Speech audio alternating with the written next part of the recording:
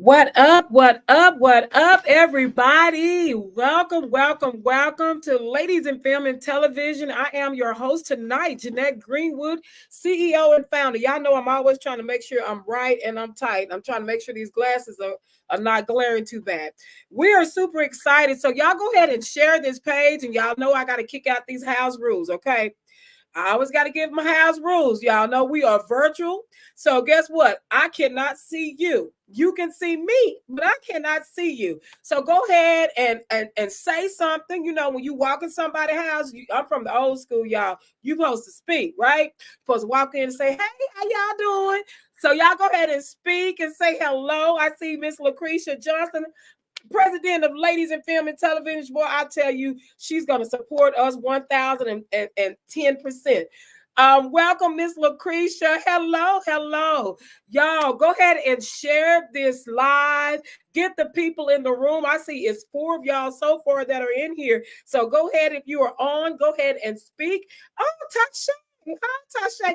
Y'all, Miss Hollywood is on here. Tasha Science. Oh my God. Congratulations, lady. I have seen you out here in the industry on all these sets, shooting and filming, and then singing and making all this beautiful music. Congratulations and welcome, welcome, welcome. Thank you so much for speaking. Y'all, I have some amazing guests on this show tonight. I am so proud, so excited. As you all know, we are preparing for 2024 Texas Indie Filmmaker Awards. And guess what? We have been moving, okay? We have been moving. We had 65 submissions this year. Well, this year going into next year. And our judges, let me tell you, they are doing the dang thing. I have got so many compliments on the projects that they filmed. They said that these are some amazing projects. And let me tell you, if you were somebody that has submitted your project, y'all made it hard on them. They say this was like fun, but it was like, oh my God, these projects are amazing. So congratulations to everyone that has submitted a project to Texas Indie Filmmaker. We thank you for supporting. Now, these judges are going to talk a little bit about that process. Now, they can't say everything, you know, because we're not trying to give away the finalists until the 15th. I think it's the 15th of this month when the people are going to find out if they actually are a nominee in the 2024 Texas Indie Filmmaker Awards show. So, guys, without further ado, I have 2 amazing guests. One has already showed up. I got one that's on her way. And look, we're going to excuse her because she just left press because she's part of the Color Purple movie, part of the cast and the crew. And so she just left. She's in LA and she called me. She's like, Jeanette, I'm in this LA traffic and I'm trying to get to this hotel so I can log on. I say, baby girl, you are with Miss Oprah, so you are really excused to be a little late. I got Dempsey Gibson backstage, y'all, the fabulous Dempsey, who is out here doing some amazing things, y'all. I got a chance to see him on a show, YouTube show not too long ago, and got a chance to hear a little bit of his story. And I'm going to get him to share a little bit of this story. This is what I call stepping out on faith. Y'all, we're gonna have faith walk tonight. I'm gonna try not to take y'all to church, y'all. Y'all know me. I love the Lord. He heard my cry. I'm gonna try not to take y'all to church. Dempsey might take y'all to church tonight because he truly stepped out on faith, and to share his testimony and his story is amazing. So without further ado, I am super excited to bring on our man who has been with us from day one. Okay, he's a founding member of Texas Indie Filmmaker Award because he judged last year and came back and broke his record this year by judging 35 films by himself. Period. So without further ado, y'all know I can't see you. So what do I ask y'all to do when I bring my guest on? Hit that heart button, give him some hearts, give him some love, say what's up, Dempsey, whatever you want to say. But let me bring on Dempsey because we got a lot to talk about before we get Andrea on. She's going to be like, they just forgot about me. Here comes Dempsey, my guest tonight. Come on up, Dempsey. I'm here. Hey, how are you doing? I'm wonderful, wonderful. How are you? I'm good. I'm a little worn out after that introduction. I feel like What'd I you say? should Who's in she the talking tree. about? Me? I appreciate Yes. I appreciate that. Yeah, yeah, I'm good. I'm real good. I'm out here in LA doing my thing. Yes. Oh, we got so much to talk about. Well, first of all, let me just say in your face, I just talked about you behind your back, but in your face, thank you so much for your love and your support for Ladies in Film and Television and Texas Indie Filmmaker with you.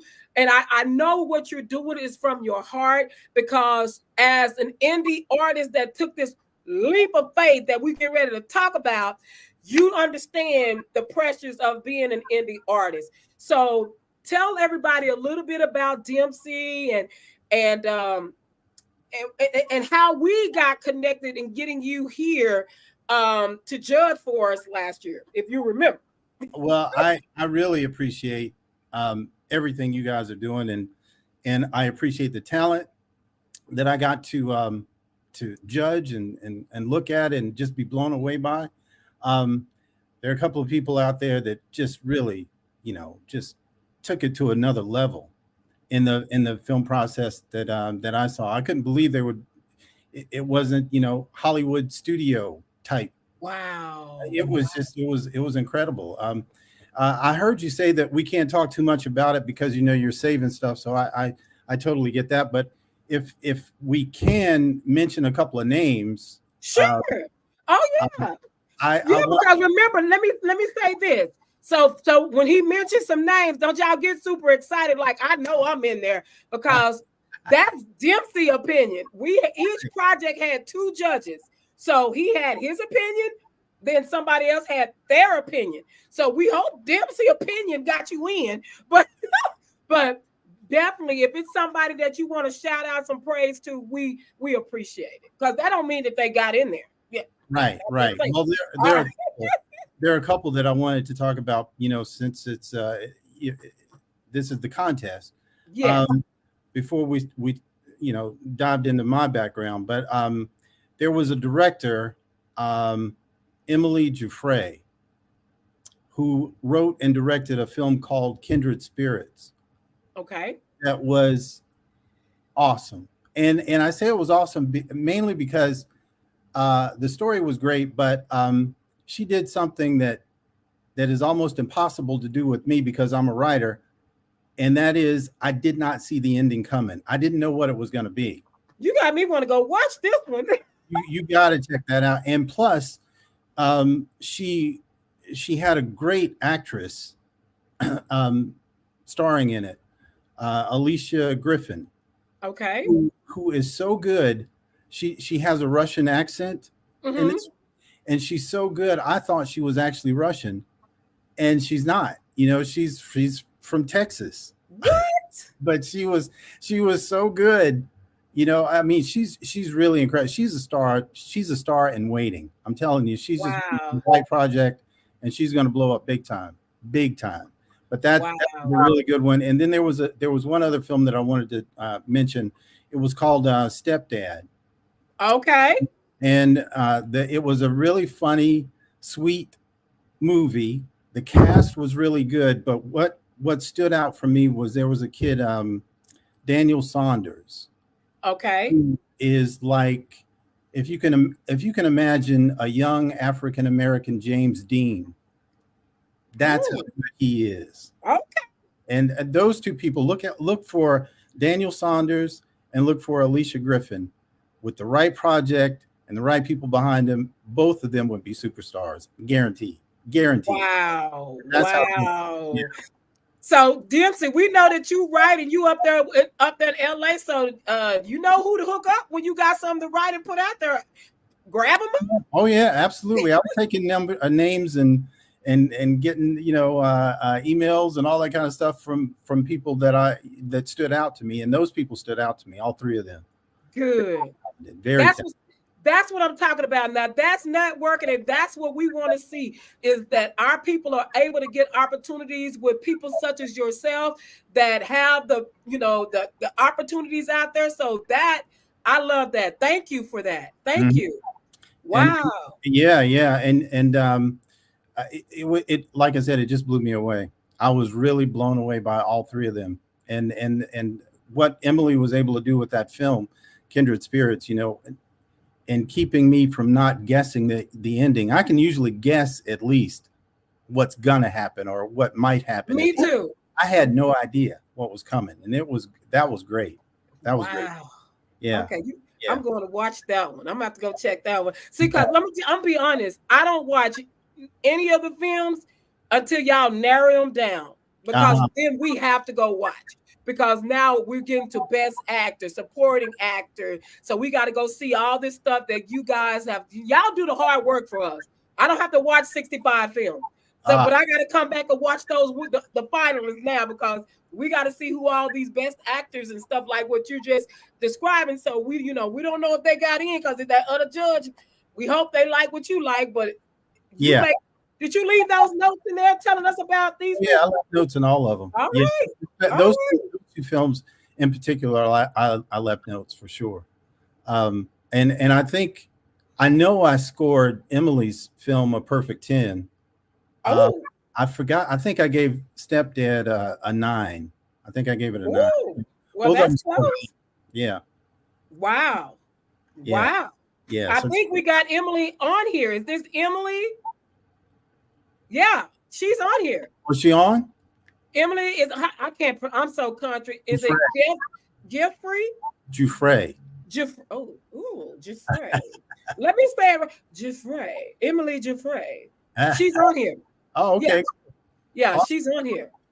Well, Emily did a great job. Wow.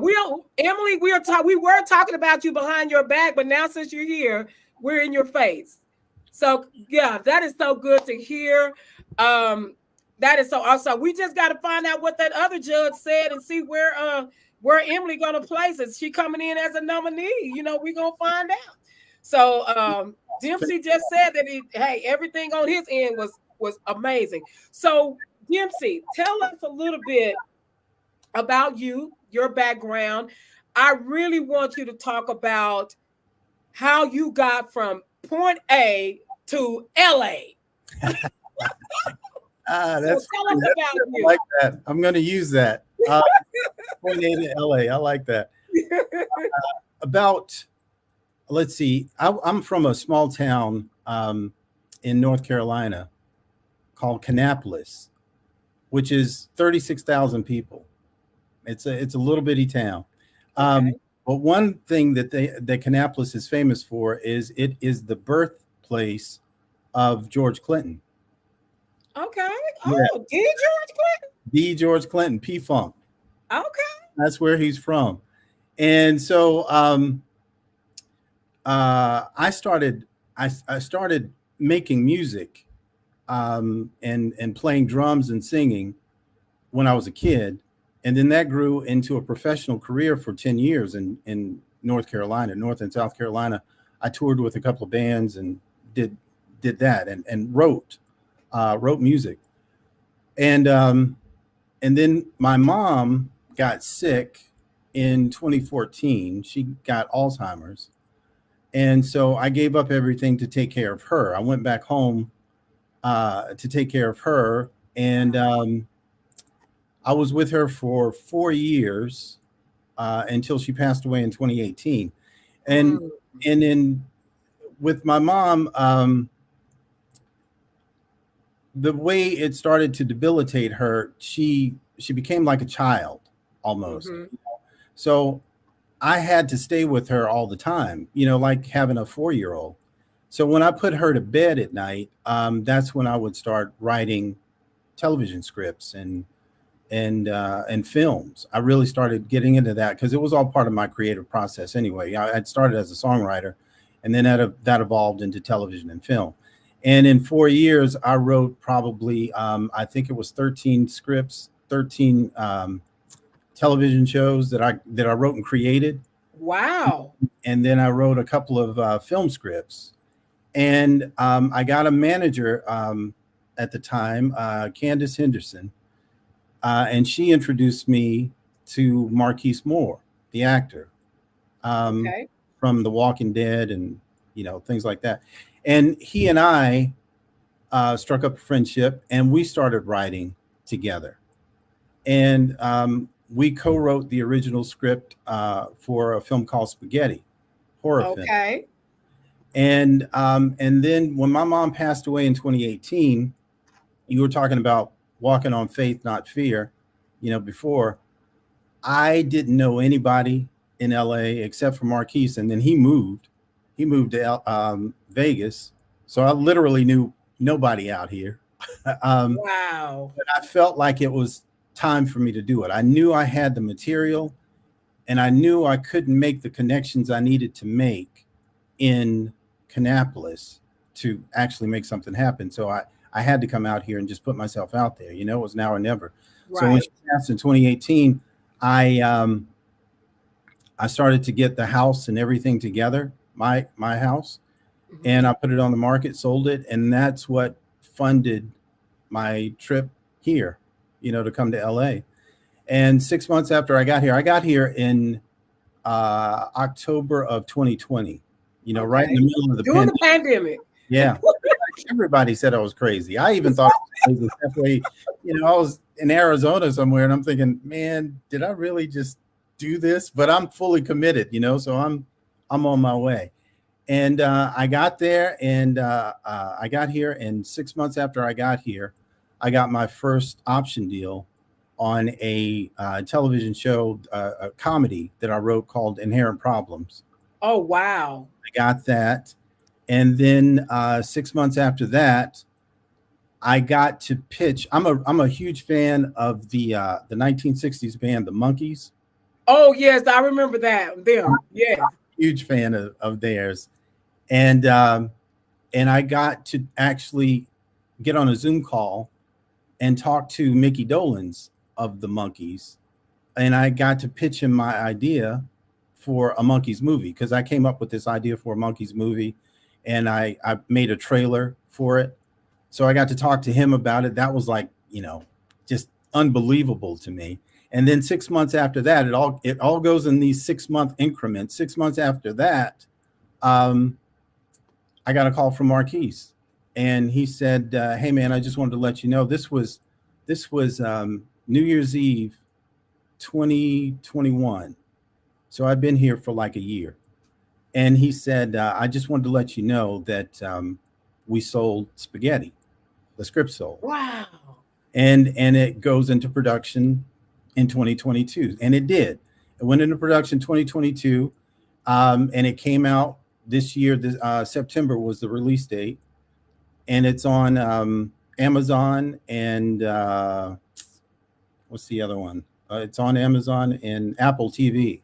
Okay. It was entered into several contests, and so far, the film has won 16 film contest awards.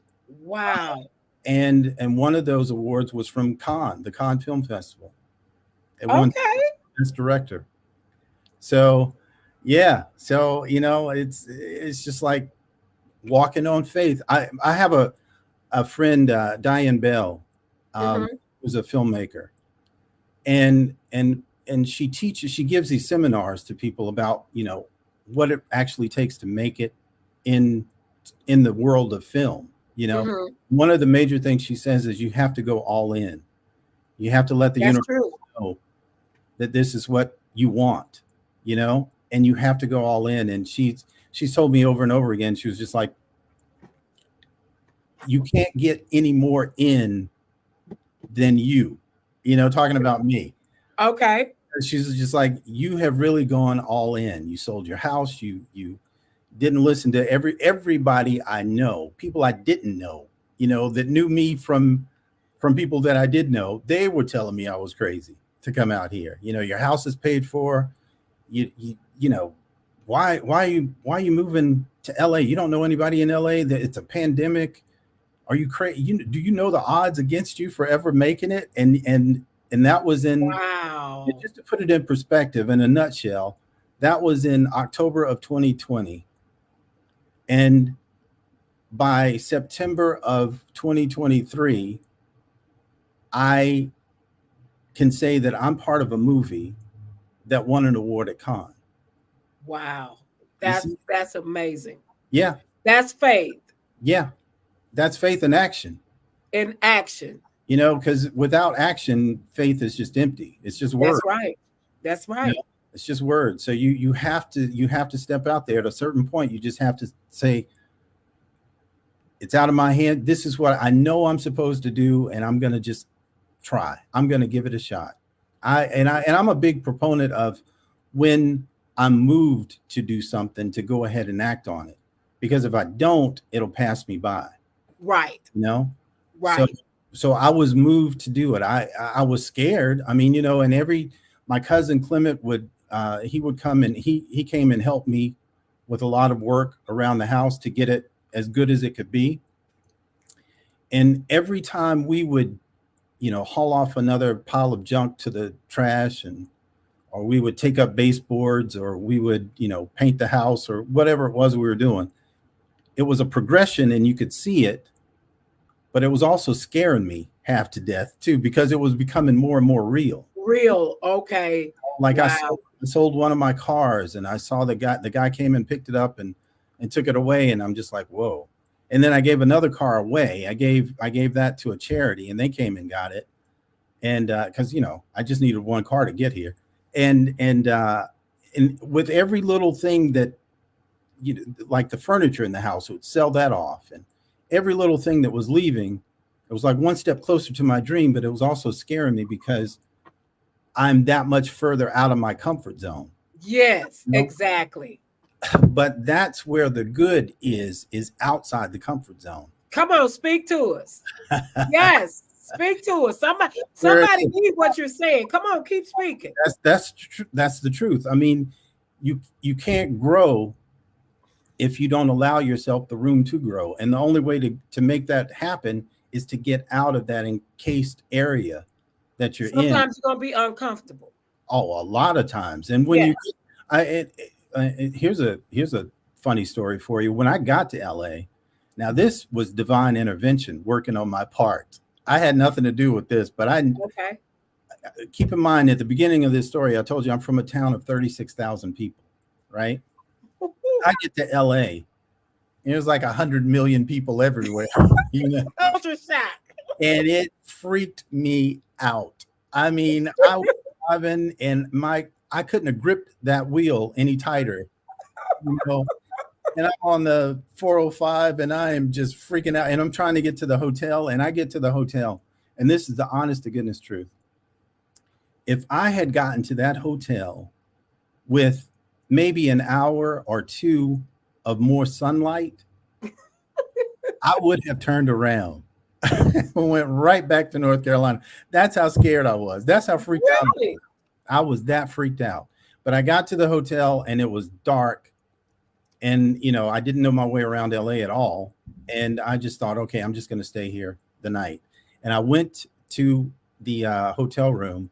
I checked in. I got in the room, and quite honestly, I just prayed. I said, you know what? You got to help me, because I am alone right now. I've never felt this alone in my life. Oh, you know? Okay. My mom was gone. My pop was gone. You know, it was just me. And so I prayed, and something said, look, just stay the night. Don't even leave the room tomorrow if you don't want to. Just stay the night. See how you feel tomorrow. I got up the next day. I looked around. I walked around. I got in the car and drove around. The end of the week, I was like, okay, this is where I belong. This is home. I'm not leaving. You know, it's razor thin. That much can make that much of a difference in your life. Now, if I had turned around that night, if I'd had another hour's worth of sunlight, I would have turned around, right? Wow. And look at where I am now, and look at what could have happened if it had just been for an hour of sunlight. Wow. You know? So that's why when you commit, the best advice I can say is when you commit to something, just follow it out. You know, give it a little bit of time to play out and see what actually happens, because fear of the unknown will keep you from achieving the goal. It'll keep you from being happy because you're scared of the unknown. You don't know what's going to happen, and that freaks you out because you're so comfortable in the comfort zone. Right. you know? And Right. so, and that's all that was for me. I didn't know anybody. I was scared. I was nervous. And I wanted to just go back to where it was comfortable, where I felt like, okay, I'm at home here. I know where the grocery store is. I know where everything is. But I stayed out here, and I'm so happy I did, because I met so many people so quick. It's just one person after another. And that's another thing too. When you take a leap and you commit yourself, you'll be amazed at how quickly it snowballs into Right. something even more positive. Right. Something more positive. I got a call from Lyle Howery, the producer of Spaghetti, Okay. who I consider a buddy of mine now. And he called and said that Spaghetti is going to be shown at another film festival in Culver City Thursday Oh, night. wow. So it's just like, these are all people that I met just working with, a guy over the phone. We talked. The first time Marquise and I ever met was out here in LA. Excuse me. I was here for probably a year, before we sold the pilot, and he came with some paperwork and said, "Hey, man, nice to meet you. Here's our movie." Wow. So it's just you open yourself up to possibility if you can fight through the fear. That's what I'm trying to say. If you can fight through the fear, you open yourself up to the possibility and the chance of making it. Wow. And that simple leap of faith, and what I like that you said, and this, people are so quick to tell you, oh, I wouldn't do that. What are you thinking? Because with a pandemic going on, we always gripped with fear. I mean, everybody. I mean, because this is something that we've never witnessed and never saw anything like this. But then here you are packing up, selling everything, and going to LA. I admire the fact that you did not allow anybody to talk you out of what God was showing you. That's the thing I try to tell people, is God is different. And his ways will make you really doubt yourself. Really doubt and think you crazy at times, like, who is this talking to me? Because you just really got to have that faith and that to say, you know what, I'm going for it. And I'm one of those people. I am one of those people that I will, hey, if I feel led to do something, I'm gonna go for it. And I might get in a lot of trouble along the way too, but I'm gonna go for it to do my best. And that's, your testimony is really inspiring, because with us having the Texas Indie Filmmaker Award, and if anybody got any questions out there, please type them in for Dempsey. I want to get your questions, because y'all are really coming out here. I appreciate that. So go ahead and ask any questions. But now back to what I was saying. With us having the Texas Indie Filmmaker Awards, that was the whole purpose of this show, is to encourage our independent artists, because we know that everyone is not going to make it to the Grammys. Everyone is not going to get an Oscar. That they're just not. But if we can do it on an independent level, and then for you to get on here and say, how impressed you were with some of these projects, that, they were on a whole Hollywood level, and these are independent films. So that proves that what you're saying, as far as your testimony goes, of stepping out and taking these risks, is it's important. And especially in this industry, you got to be a risk taker, or you just might as well give up.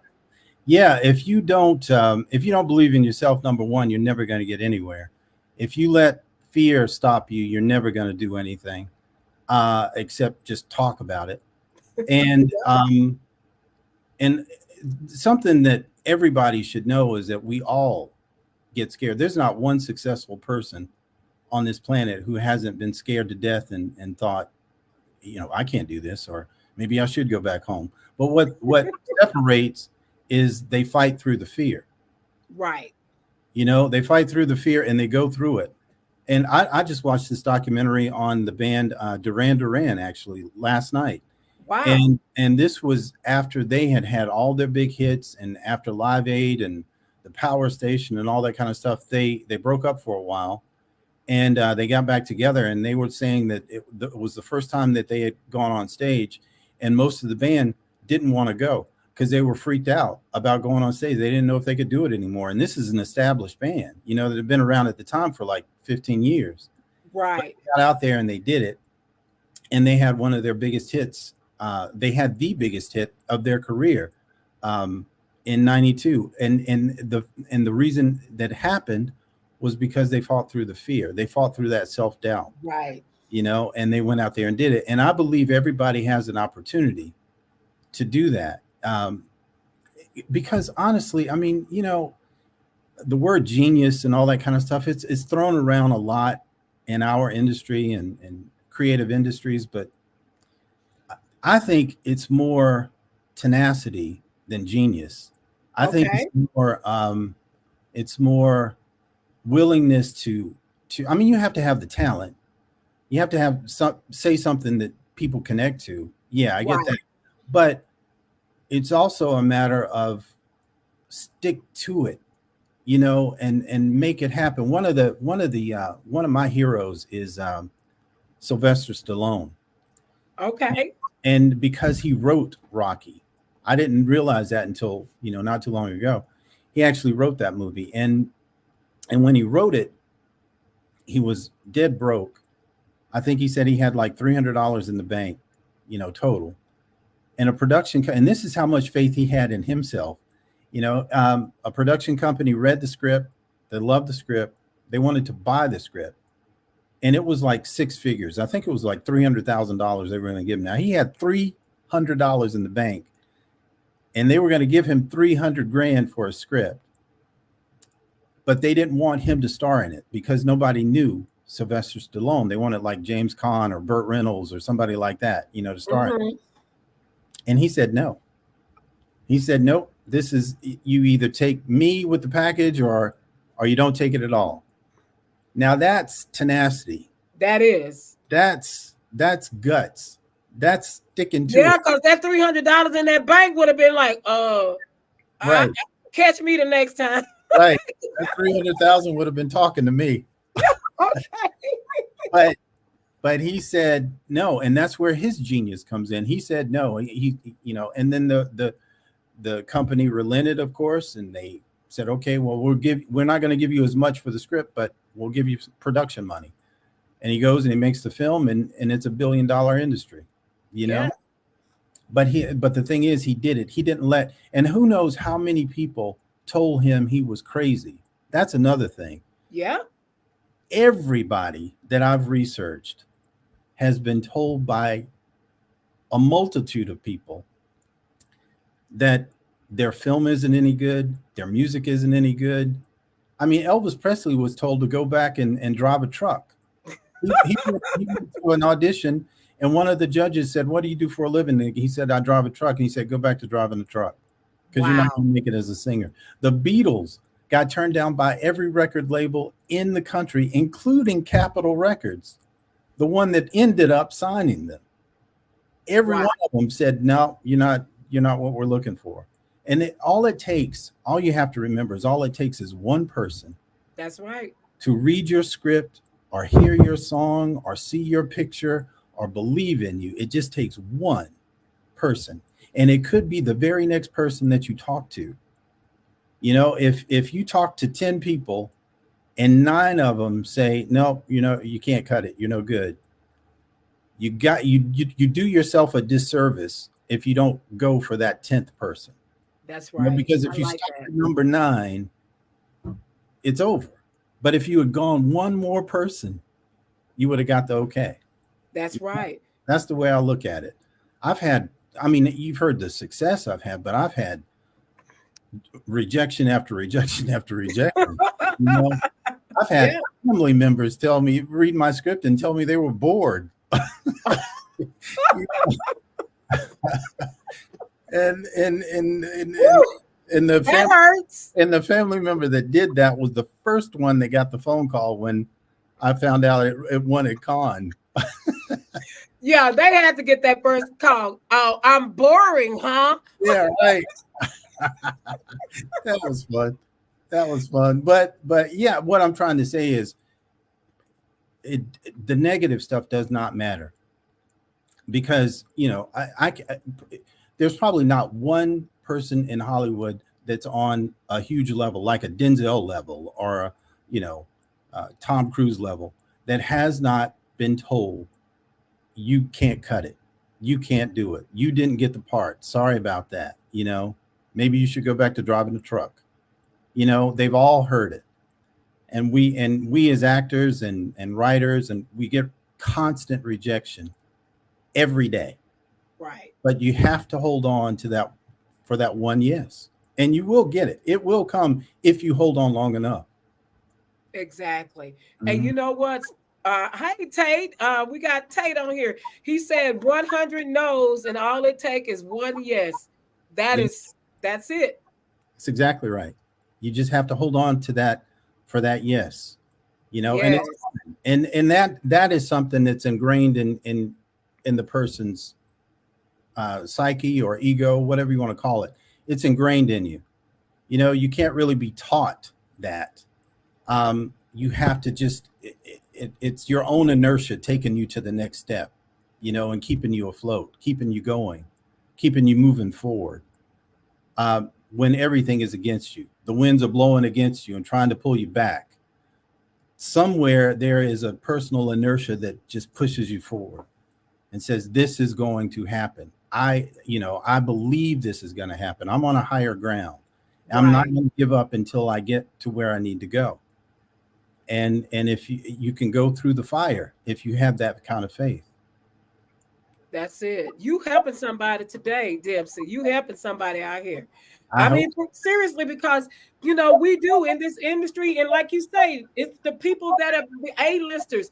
They heard probably 10,000 no's before they finally got that big opportunity. I was actually listening to Taraji. She was on recently. They were interviewing her because she's, you know, with the color purple, and she talked about her being on. Was it she started with what's the show? It's hard out here for a pimp. Empire. Yes, Hustle and Flow. And Uh, Flow. Yeah, right. yes, and she talked about how much she did not get paid, Yeah, and you know, and but that one opportunity led over to other opportunities to the where she is now. You know what I'm saying? right. So, you know, and that's another thing that we got to be willing to take these roles that you may, you know, let me just, I be trying to sugarcoat. I'm trying to sugarcoat stuff because I be sometimes too blunt. Okay, let me just go and say it because I'm stuttering. You got to crawl before you walk. Okay, don't you just can't come out here and talk about I want to make $500,000 and nobody has ever seen you really work. Right. So, and you know, and then you have these independent filmmakers out here who don't have a big budget, and I'm sure the people you know that she probably worked on the film with maybe didn't have the budget that she wanted them to have to pay her. But at the end of the day, that opportunity opened up doors. So we got to be willing to subject ourselves for a little less in order to get the more. And I tell my students all the time when I'm coaching, when you get out here, you play that role. I don't care if it's one line. You better play that one line role like you a lead actor because you never know who's watching. Like you say, it could be your look, it could be your voice, it could be things that you never thought that would grab someone's attention, a director or a casting director attention and say, I want that person. So Right. you always want to give your best. So I really was, I mean, her listening to her and the struggles that she went through, and she did something similar to you because I think she had a baby and left wherever she was and went to LA with nothing. Mm-hmm. It was called crazy. Mm-hmm. Yeah. If you're an artist, at some point you're going to be called crazy. Period. You know, Yes. somebody only because you are running against the mainstream. Any true artist does that. Right. You know, you don't conform, because then you're just like, you're just like everybody else. You don't conform to the norms. An artist is supposed to go against the norms and find his or her own pathway, and that's what makes it art. Right. You know, so yeah, you're gonna get people. You will be crazy until you're not. You know what I mean? And when you're not crazy is when you hit it big. Exactly. I mean, can you imagine how many people told Denzel he was crazy? You're never gonna be, the next Sidney Poitier. Are you crazy, man? When he was growing up in New York, oh, Right. you're one of a million people. You're never gonna get it. And then when he got it, guess what? Oh, you're a genius. You went from being Best crazy ever. to becoming a genius You're the best ever. by the same person. Right. Exactly. That's my point. So that's why I'm saying you can't let that get in your head, because it all starts there. It's all in the head. You tell Yes. yourself everything, and this is in everything. It's not just art. This is in life, period. If you tell yourself you can't do something, you won't do it. Right. But if you tell yourself you can, and you don't let anybody take that away from you, you got a decent shot of making it happen.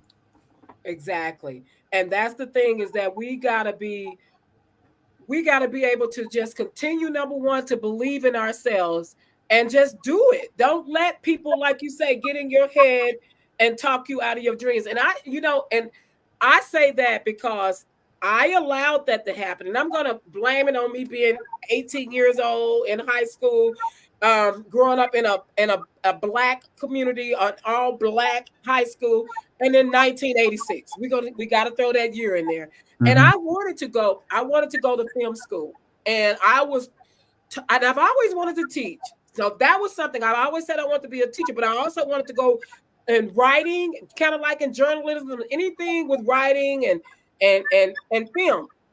I was totally talked out of it by my counselor. And I understand why she, because in 1986, you did not see Black people making big money in this industry as writers and as, directors and stuff like that. So, and not even many actors. I mean, it was some, but not a lot, not as many as it is now. And so she told me, you might want to be a teacher. And guess what I did? I got married at 19. Ah. Did you teach? Did you start teaching? I tried to go to college. My parents, unfortunately, back then, we didn't have all these grants and stuff that they have now. If your parents can afford it, you apply for a loan, you have to have a certain amount of credit. So my parents, it was 5 of us, and they just couldn't afford to get me in college. And so I was ready to leave the house. So this guy said he was gonna marry me, and he said I could go to college. None of that happened. Right. But my point is that I allowed someone to talk me out of a dream, and me being young, I feel like I had a lot of faith in my counselors and in my teachers, and I felt they knew what they were talking about, but it was always in me. I would walk around the house with my cousins and filming and didn't even have a camera. I'm doing this. We were making movies. And I'm doing this. And so, but it's always been in me. And so I encourage anybody. I applaud you. I mean, maybe now that I am older, I came back to my first love. Right. But I encourage young people now, I don't care if whatever they say they want to be, you're not going to get me to talk you out of it. And if you're a parent and you want me to co-sign with you to help you talk your kid out of it, don't come get me, because I'm not going to talk them out of it, because you never know where they're going to be and what they will do in life, because we don't see it. It's not for us. The vision wasn't given to us. So it's not for me to see it. It's not for me to see your vision. God gave it to you. So you got to carry that out. That's exactly right. That's what I was going to say. I was going to say two things. One, you're never too old. So you can do it. If it's still in your heart to do something, sit down and write. Just do it. It doesn't matter. I mean, that's another thing. People talk about age and, oh, you're too old to do this, or it would have happened 20 years ago if it was supposed to happen. Don't listen to that stuff at all, because that's just talk. It's just noise. I've found the opposite to be true. The older the person is, the more life experience they have, and the more they actually have to talk about and to Right. write about and to share. You know, so I don't listen to stuff like that. And your point about not having someone else's vision, that's why people think we are crazy, because they can't understand the language. It's almost like speaking a different language. That's it. You know, you're not less intelligent because you speak Italian than someone who only speaks English. You're saying the same thing. You're probably just as bright as the person that's trying to understand you, but they can't understand you because they can't speak the language. Right. It's the same thing with Exactly. art. They can't understand that how somebody would want to sell their house and pack up a car and move to LA, because they would never do that. And honestly, it's not a bad thing. It's not, if there's a 19-year-old kid and their parents are saying, why don't you stay here and get a job? It's not that they're mean or they don't want to see that person make it, or not. Maybe not even that they don't believe they can make it. It's that they're thinking that they're looking out for them. Right. They're trying to keep them safe. They're saying, look, 20 years from now, you can retire and you can have a pension, and that kind of thing. Something safe. That's all. The human condition basically wants to be safe, Right. and so a parent especially is going to look out for a child, and I want you to be safe. And this industry, or any kind of job or profession that involves creativity like this, is not safe. It's not. I mean, it is a big roll of the dice. And a lot of people get brokenhearted because they don't make it. But if you will never do it if you don't try. Right. And that's the biggest thing for me. It's just going all in and just putting it out there. And I did that, and knock wood, so far so good. So far so good. I've been working. And another thing too that you brought up a few minutes ago, when you talked about basically saying there's no role too small. Right. I have run into people that have an attitude that instantly turns me off, that I would never work with again. Or Tell me about that attitude. Want to even fire from the set.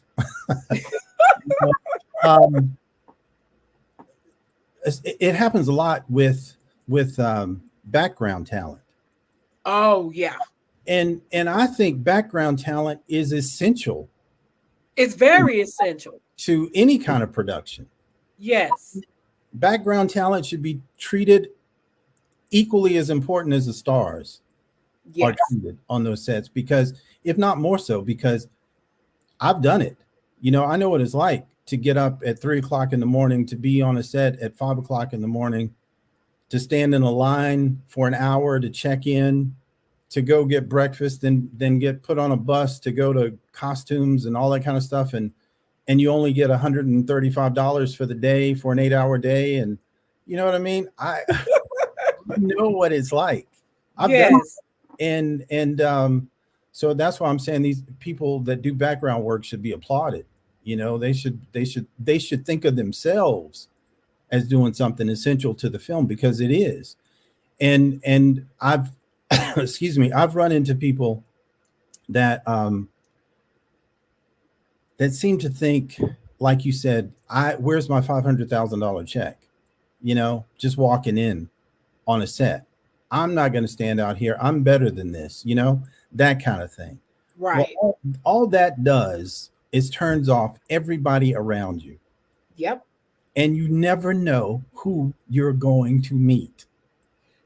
That part. You never know who's going to be standing right beside you in that line. Like, I'll just use myself as an example. I was in that line 2 years ago, a year ago. I was in that line. Now somebody standing next to me in that line with an attitude like, "Ugh, I hate to be here." Do you think I'm going to work with them now? Or am I going to work with the person that was standing beside me saying, it's early, but I love it.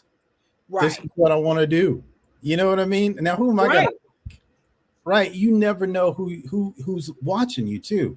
And I'll give you an example. I was on a shoot for HBO's show, Barry, the final season of Barry.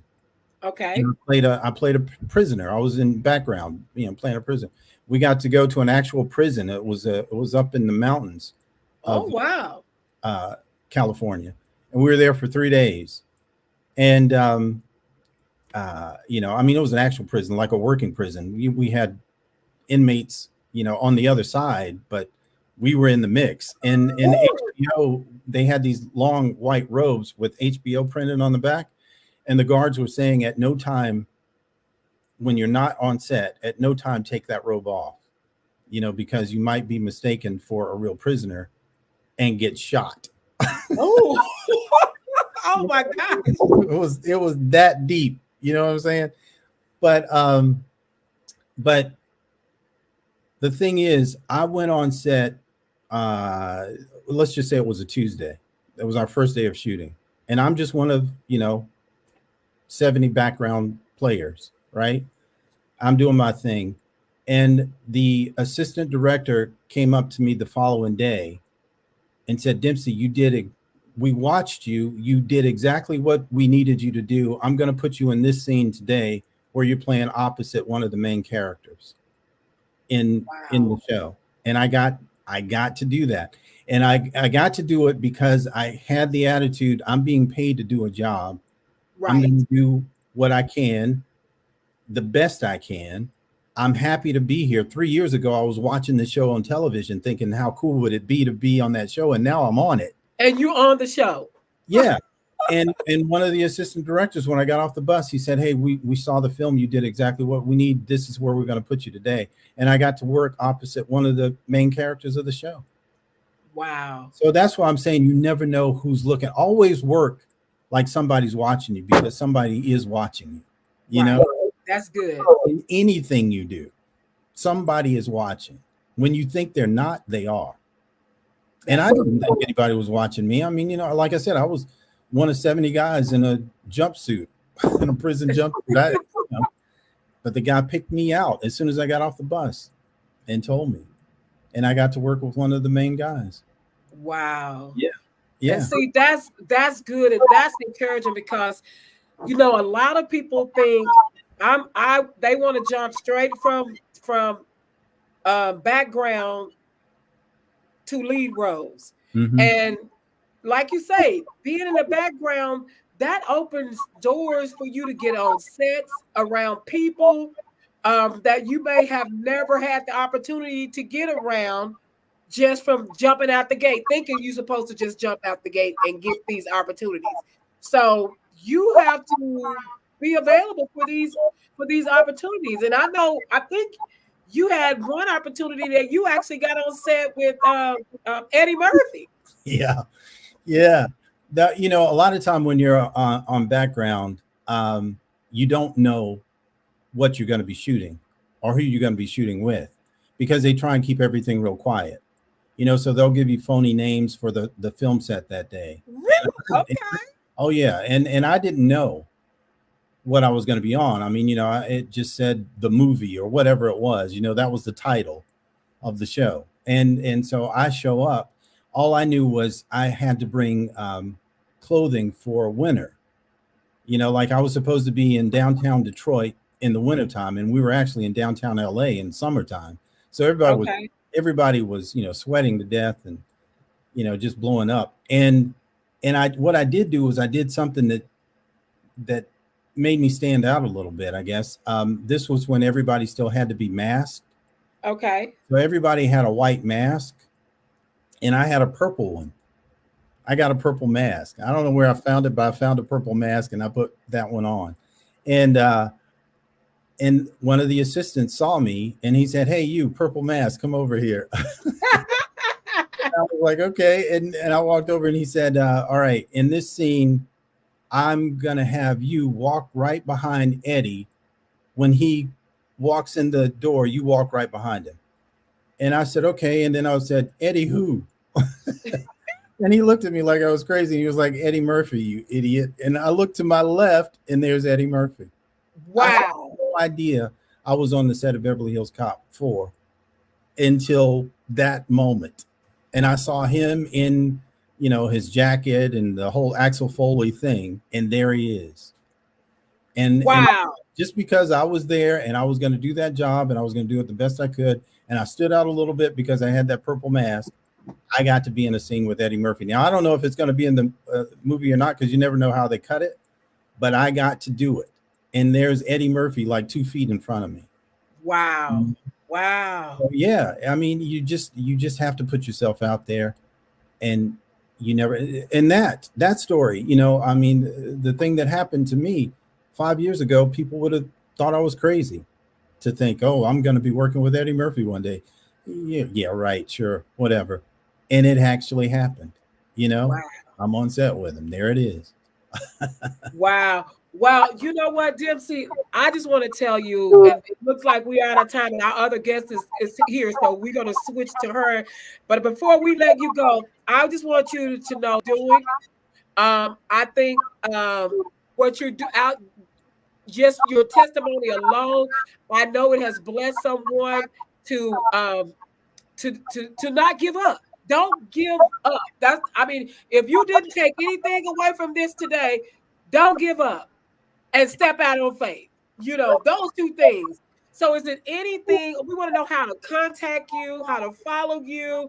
You already told us how to go look at the film Spaghetti. I need all of you to go watch that film. And I told him I'm so scared. I'm scary, but I'm gonna get my husband. He liked those kind of movies. I'm gonna get him to watch that with me because I need him right there next to me in case something crazy happen. I can hold on. Yeah, so right. Watch the movie. I'm just scared. You will need him. You'll need to grab that arm at certain points in the film. It'll shock you. It'll get you. But yeah, you can just catch me at DempseyGibson.com. That's where all my links and everything is. But you can put in my name, do a Google search, and all the stuff will pop up. Okay, so they can go to, that's your website, Dempsey. DempseyGibson.com. Okay. Mm-hmm. All right. And leave our indie artists with some type of, you've been giving words of encouragement all night, but if it's something that we left out, give them something that you want to share with them about the projects and whatever it is. Just tell us something else before you go. You mean the actual people that I judged? Yes, anything that you want to tell them. Okay. To leave them with. I will say this, out of the 36 films I saw, there was only 2 that didn't really cut the mustard with me. But the other 34 were exceptional or outstanding. So just keep going, keep doing what you're doing. Yeah, there is talent in Texas. Keep going, keep doing what you're doing, and you'll be making movies in Hollywood before too long. Love it. We're gonna close Dempsey out with that, and we're gonna receive that word. Okay, Dempsey, again, thank you so much. I appreciate you, brother. We will definitely. I want to see you next year in March. So prepare to come here. You got to come hang out with us. This is your second year doing this for us. We try to get some sponsors and all that. So y'all, whoever, if y'all hit this replay, y'all might want to consider sponsoring a trip for Dempsey to get him some airfare and some flights. So y'all need to come and support this show so we can get these people down here. Okay. We independent too. Well, thank you so much. I really appreciate it. I had a good time talking. All right, enjoy it. You have a good one. Okay, take care. Okay.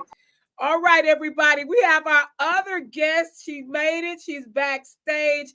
Y'all, let me tell you, that was just a joy to interview Dempsey. He is just a good-spirited person, always willing to accept. We had some of our judges had some difficulties of getting in at the beginning, and that's how he ended up with 35. judging 35 films because when we was like, oh my God, we're not gonna meet this deadline. He was like, Jeanette, send me some more. Then I kept sending. He said, Jeanette, don't send me no more. Don't send me no more. But I really thank him. I mean, when I say team player, he's definitely a team player. But without further ado, y'all, we are super excited about our next judge that we have. Hold on, y'all. I'm sitting up here. I was texting somebody. You know how you get on your phone and it started. I guess I was doing what is it? Talk to text. And I'm looking over here like, what is this thing doing? It's texting. So let me fix that, y'all. Because Andrea, I was texting Andrea. She was about to get a whole bunch of stuff. Everything I just said was about to go to her. But I don't have to text her because she is backstage right now. And y'all, let me just say, I'm so proud of this young lady. Not only that, she's this thing is still texting. Hold on, y'all. I'm about to get my granddaughter in here because y'all, I be slow at times, y'all. I'm pretty smart at times, but sometimes I can get a little slow. Okay, hold on. Lord have mercy. It bothers me. Okay, I think I did it this time. Siri, she listens too much. Okay, Siri listens too much. Okay, back to y'all. So this young lady, Dempsey, y'all know from LA. She's from Georgia. She's down in Georgia right now. And she's also a member of Ladies in Film and Television. So we reached out to her and say, hey, we would love to have you come on as a judge. She started out as a stylist, and I think makeup and stylist, and now she's a filmmaker as well. So I'm glad to see her out here getting, going past the behind the scenes stuff, that she's touching stuff with her hands and creating more. But what's so exciting, she has been on so many sets. And right now, we're going to talk about it when I bring her on, y'all, because this is why she late. It's Oprah's fault, okay? But y'all know, hey, we got Oprah. We got, you got to do what you got to do. But she's actually working with the Color Purple, and there's a lot of press going on, so she's working. But she is backstage, y'all. Give it up. Give the hearts to Floyd. Say hello. Welcome her. And just give her some love as I bring on my next guest. And we won't be on here long because we are a little over, but we're going to stay over for her because she jumped in here and we want to talk to her and we want to hear about all these amazing things she's doing. And she can't talk about all the projects, everything, but she can give us a little bit of insight about her judging opportunity of judging. So y'all give it up for Andrea Bowman. There she go. How are you? Hi, lady. I'm good. All right. We are so glad to have you here. Look like we got a little delay. Pleasure. Okay. I'm going to slow down because, we got a little delay. So I'm going to have to slow down and make sure you hear me and I hear you because we got a little delay. That's probably because you're in the hotel. That everybody on the internet right now. So how's it going? You made it to the hotel. Yes, I did.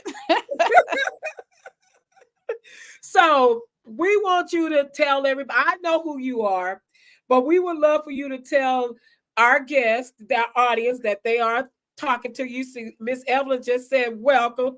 Tell us who you are and what do you do in this industry? And I'm drinking coffee, y'all.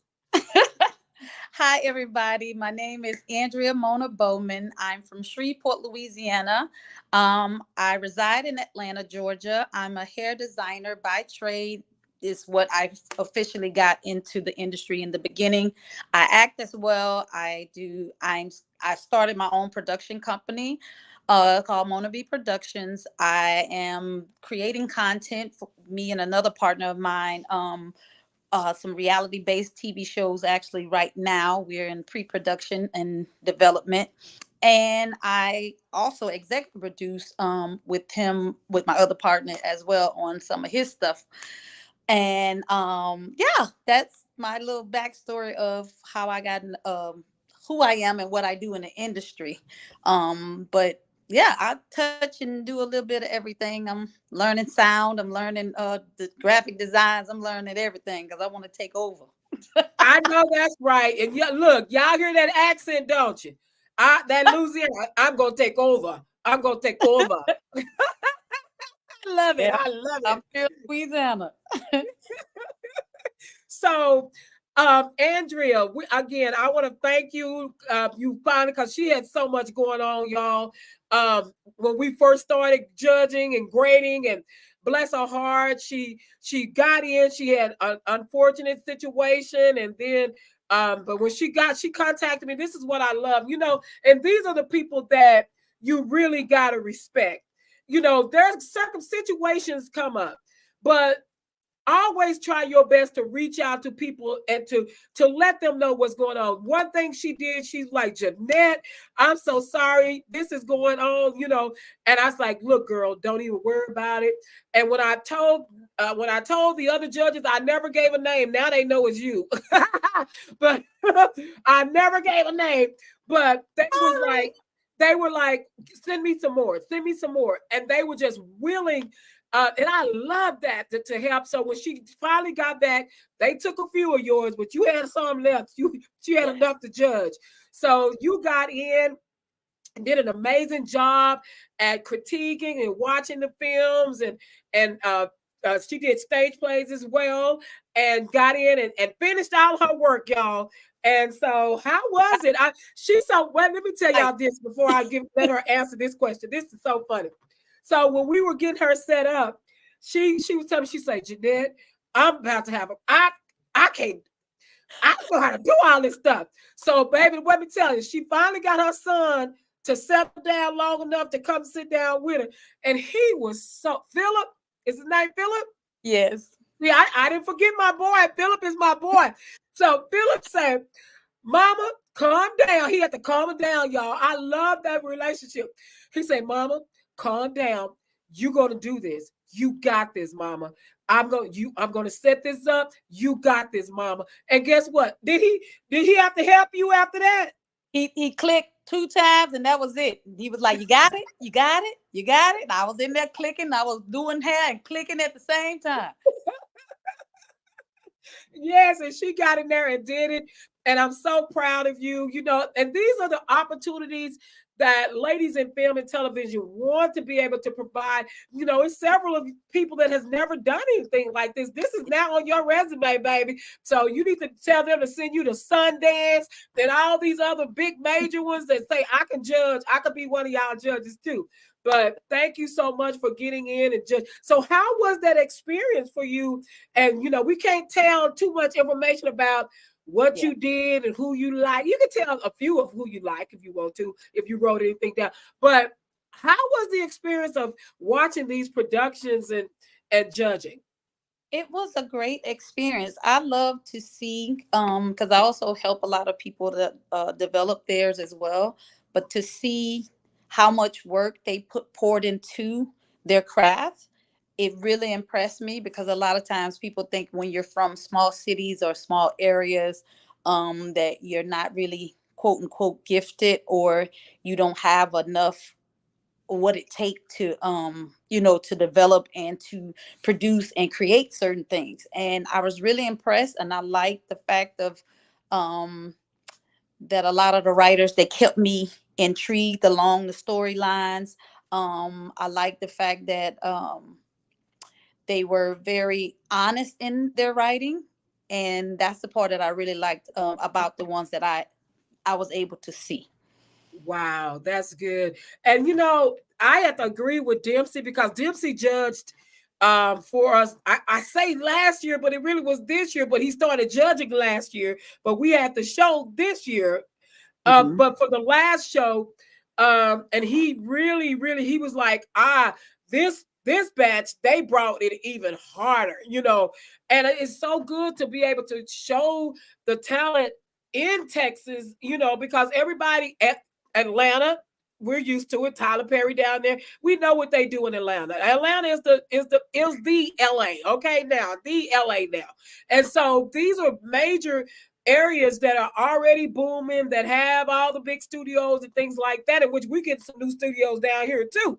So, but it's good to be able to showcase the Texas talent and be able to show everybody what we can do down here in Texas. And I like the fact that we were able to get judges that weren't from Texas to be able to see what we do. So tell us about, now that's enough about Texas Indian. Now I got to talk about you. Tell us about what you got going on this, because tomorrow is the premiere. Is it the premiere tomorrow for yes. The Color Purple? Okay. So what did you have going on today that had you late on my set? Well, we actually had to meet and greet some people for this artisan thing today, and backstories and that kind of stuff. Can't really tell a little bit more, but yeah. But yeah, it's LA traffic that had me jacked up. It went from 30 minutes to an hour to another one because this other highway is messed up. So that's what kind of messed me up. And they didn't let us out at the time that I was told that we could be able to get out of there. So yeah. That's showbiz. Yes, that's definitely showbiz.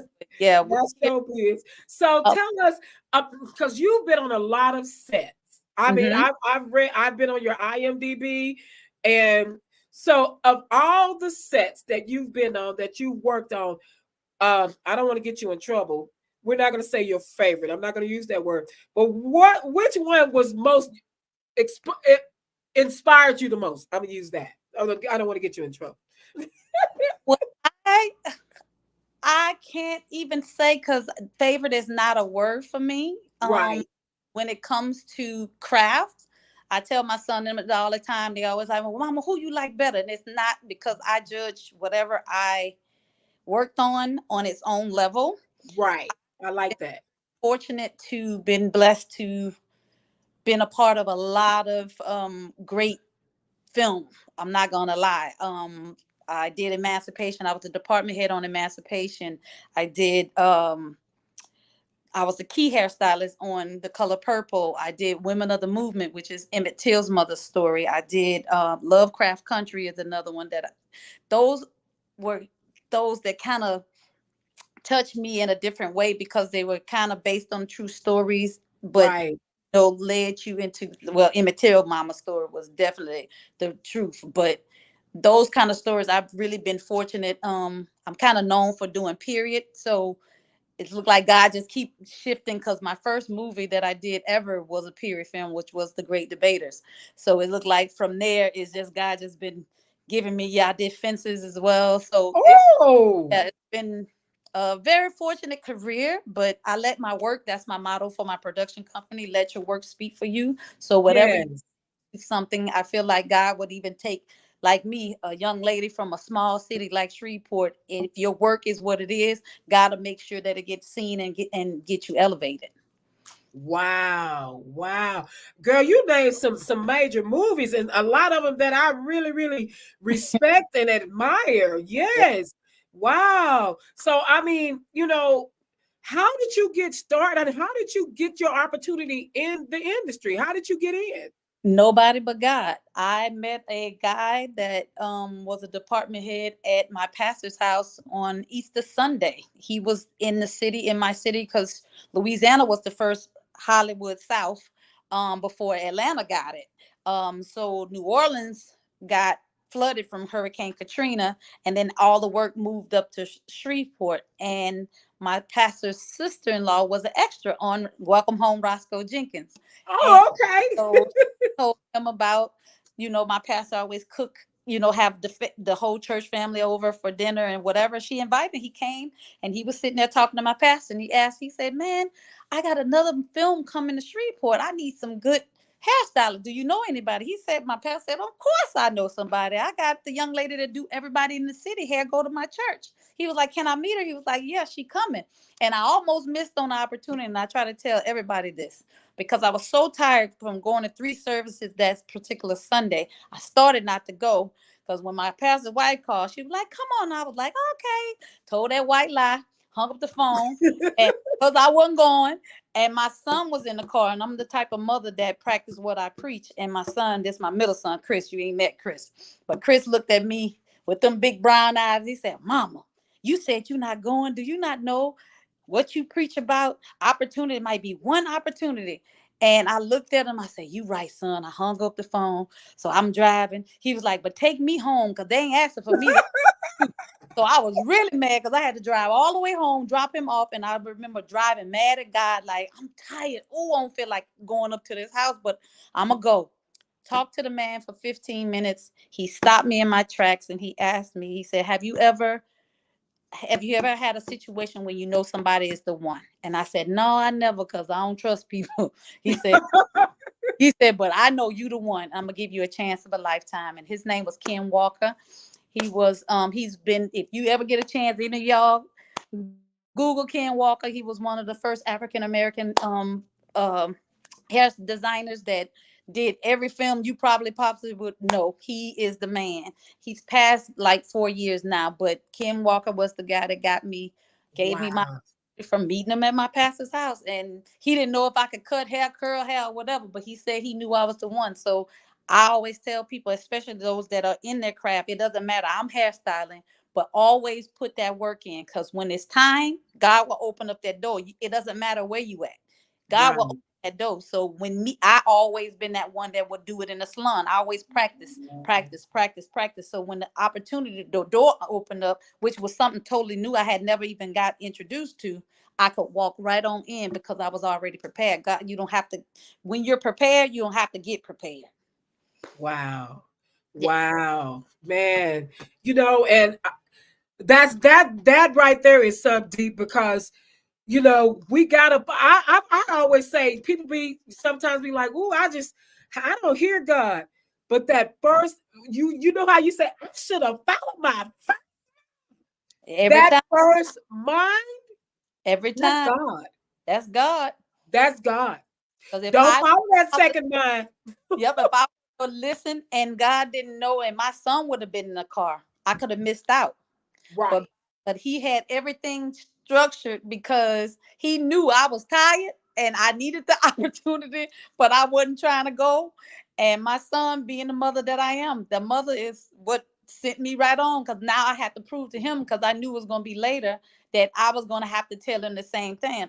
Don't miss out on the opportunity because you're tired. Don't miss out on the opportunity because you don't see it, or you think somebody lying or whatever. But if it moves and it comes and presents itself to you, take that chance, take that opportunity. That's why I applaud your people that made those films, because a lot of times people will tell you what you can't do and you ain't gonna do, or you ain't gonna have this and you ain't gonna have this. But if you put in that work, and I promise you, those that need to see it is gonna see it. You ain't got to live in LA. You ain't got to, because baby, I trust God. I know whatever I do, it's gonna manifest something. It's going to. Yes. Yeah. Wait a minute. You and Dempsey both on here trying to take people to church. Because it's the truth. You ain't got no faith, baby. You ain't gonna be able to make it, especially in this business. Because this business here, it'll hurt your feelings. Oh, yes. And let's talk about hurting the feelings. Now, that's a good topic right there. That's because people need to hear that, because, every film is not going to be selected. We already know that. We don't have enough money to buy 65 trophies, y'all. Okay, we just don't. But everybody is not going to make it. But the thing of it is that you got to have that tough skin. So tell me a little bit about why you say this business can hurt your feelings. Talk to us about that. Being that I've been fortunate to work on major film and TV, and I'm behind the scenes. A lot of times people think that it's not good enough on the surface because you're on this side. I'm on this side of the spectrum. I hear the conversations that it wasn't even your acting, or it wasn't your film, it wasn't your writing, it wasn't. Somebody had a friend that needed a hookup, and they had to put that person in the position because that person helped them years ago and they needed the opportunity as well. Sometimes it does not pan out for you, so you think, but those are the times when you're not accepted in that particular situation, is for you to stand on your work. Because if you put your best work in, trust and stand on it. Some people I've heard, even for songwriters, wrote a song 15 years ago. They pitched it. Nobody picked it up. And then at one time of them not giving up, and they pitched it and somebody picked it up, it became the next #1 song because this particular artist took it and was hot and took it and loved it and poured their all into it. And your song ended up becoming that #1 song. I worked with Esther Dean on Pitch Perfect 3, and she was telling us about all that being a writer. And so that's the same thing with your art when it comes to filmmaking. It may not be this thing right now, or you can take your money and make a low budget, what they call low budget. That same film can be picked up by a production company with major money and take it to a whole nother level. But you stand on your stuff and put it in places like film festivals and different things, so people can and get inspired, because it may not even be that particular film. They may call you and say, well, can you come write this, help us ghost write and do this and work on this. It can lead to other things. So you don't give up is what I'm saying. This business can be cutthroat sometimes, but a lot of times it's all about positioning. So if you learn how to play chess with this thing, you'll be fine. And know that whatever your work you put out, make it be your best work. Dig deep and allow yourself to hear criticism. Allow yourself to be open to see things different, because God will place those people in your path. But if you're not willing to listen or to accept certain things, then you will allow yourself to just stay here. When you allow yourself to be open and be free to be able to elevate, because constructive criticism, I take all of it, me. But I think I'm my worst critic anyway, because I make sure I can do it. Oh, it looked great. Then I promise you, I'm gonna look at it about 15 more times. I'm gonna pad it. I'm gonna pull it. Okay, turn ahead, baby. And they're getting ready to go on camera. Sometimes I go, wait a minute, let me change this, because it's all about you know, maneuvering and allowing yourself to step back and see. Sometimes you can't. I like that moment, but if you can, pay attention and be very honest. I'm very honest. And I love everybody, and God knows I do. But baby, if it ain't it, I'm gonna tell you, baby, come on, because I want you to strive for better. Because a lot of times we accept mediocrity because we think that's the only thing that we can, because, well, it's just a low. But girl, ain't nothing you do is just low. You should be aiming for. I love Denzel them, but baby, I'm trying to do on top of Denzel, and he'll tell you that kind of stuff too. You see how he motivated and inspired, because he always try to take people to another level, and you should too, and yourself. Every time, allow yourself for that elevation and say, oh, okay, I did that in 5. Because like even with my hair classes, I tell my students, if you can do it in 30 minutes, strive to do it in 25. When you get to 25, strive to do it in 15. Because when you're pushing yourself, that all they're doing is making yourself calculate, because I'm a very structured individual. You calculate that thing different. Oh, okay, let me cut this, but I can still get the same results. In this industry, the better you are in time, the better you structure, the better you pour into, the better you know, allow yourself to be criticized. Because a lot of times, even like with the hair side, we're trying to bring the vision off the script to the screen. Right. Sometimes the director or the showrunner can't necessarily articulate what they want. So it's up to us to be able to bring these visions to them, even through research. Because like I said, I do a lot of period. So I probably got over 10,000 pictures of research in certain periods, because I've done it so much. But it's our responsibility to make them see. So just off of that element alone, it shows you how much depth goes into developing a show. But a lot of times people just, oh, I want to just make a movie. I just want to make a movie and moving parts.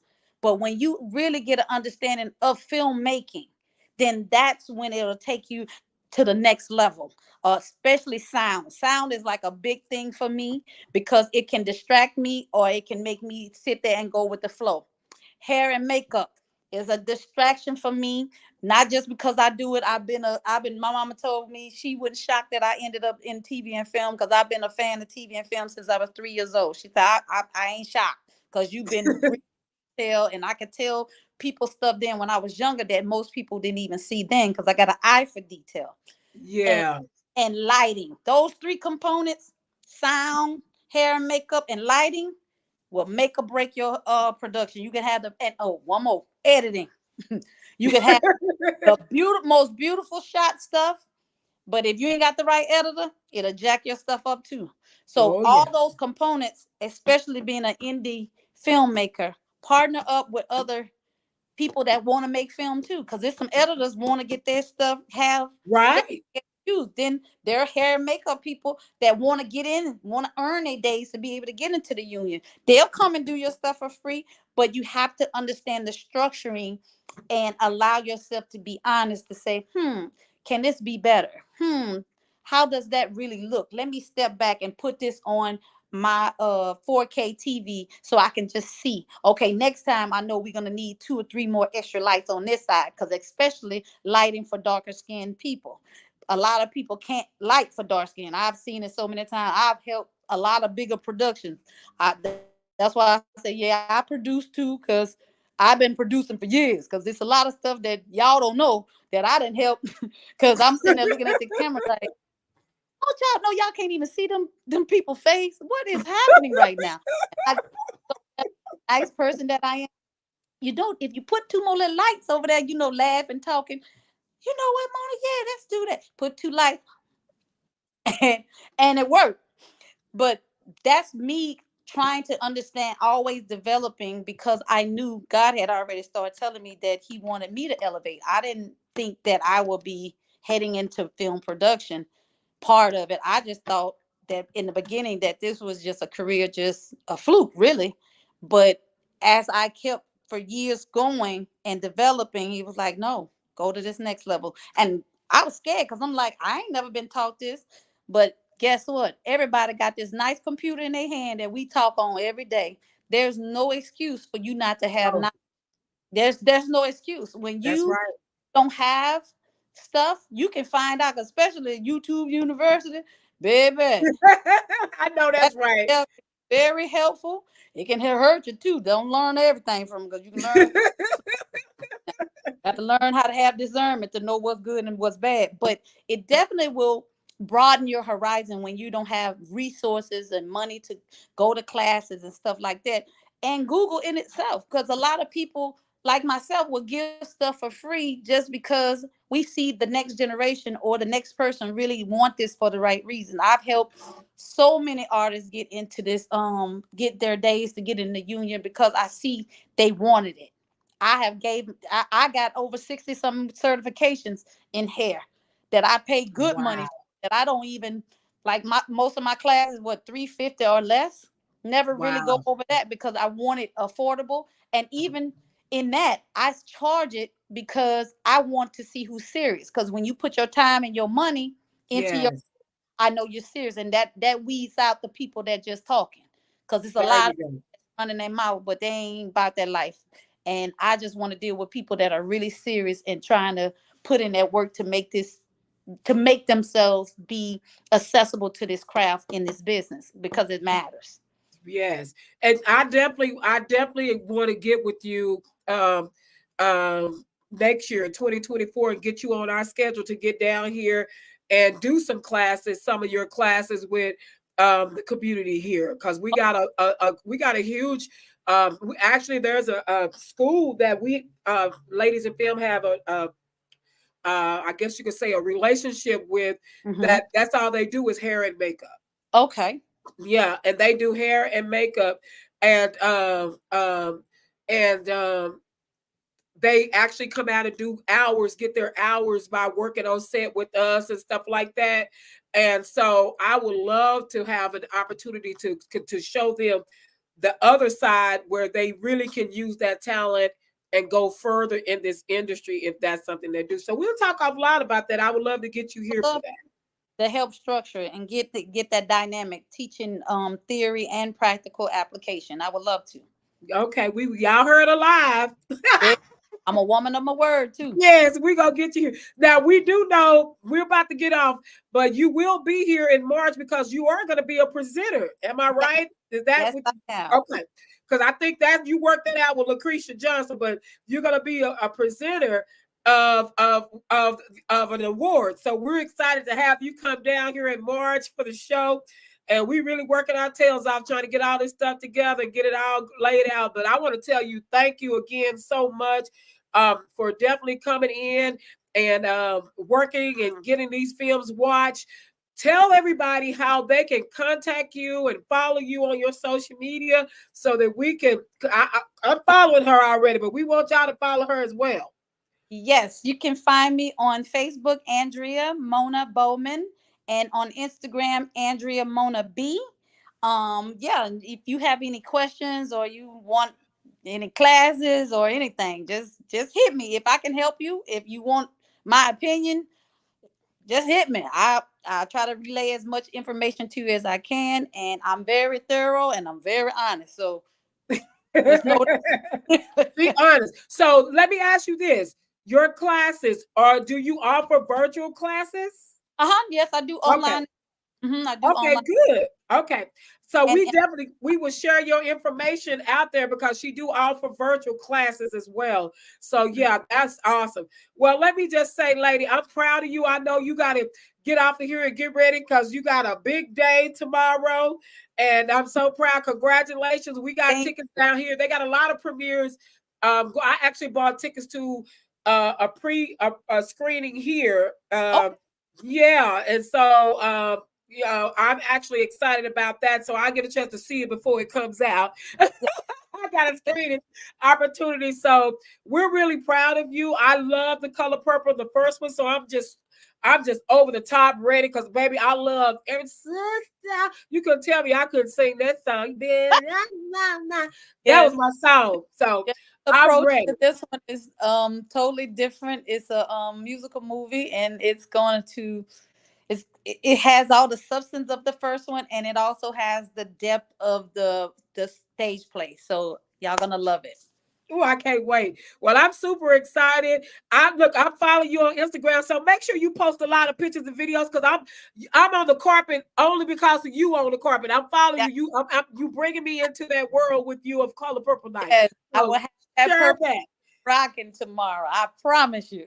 I know you're gonna be cute, but look, if y'all want to join tomorrow and see what I'm gonna be seeing, because I already follow her, make sure you go follow her on Instagram, okay?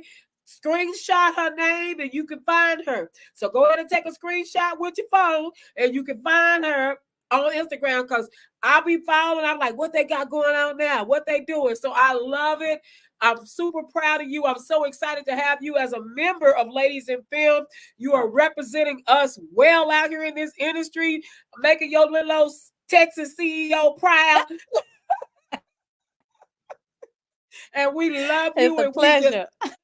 We applaud you. We applaud you.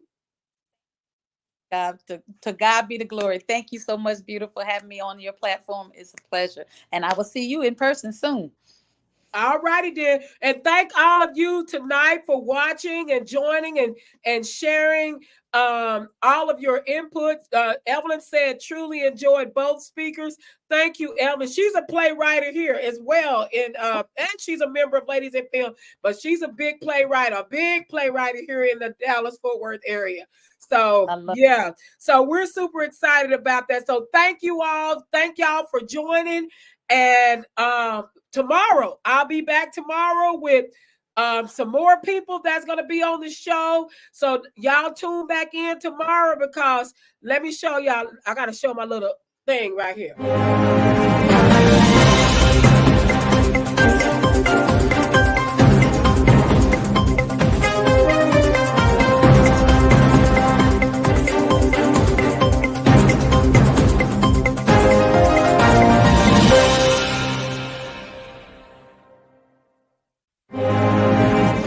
So I've been working hard on my graphics, y'all. So tomorrow they will be here. Y'all tune back in. And Andrea, I'm following you. I want plenty of videos. So y'all have a good night. We thank all of y'all for joining. And tomorrow, same bat time, the same bat channel, 7 o'clock. And we'll be back to talk to our guests tomorrow, the judges tomorrow. Thank you again. Have a good night, everybody. We love y'all. We're tuning out. Good night.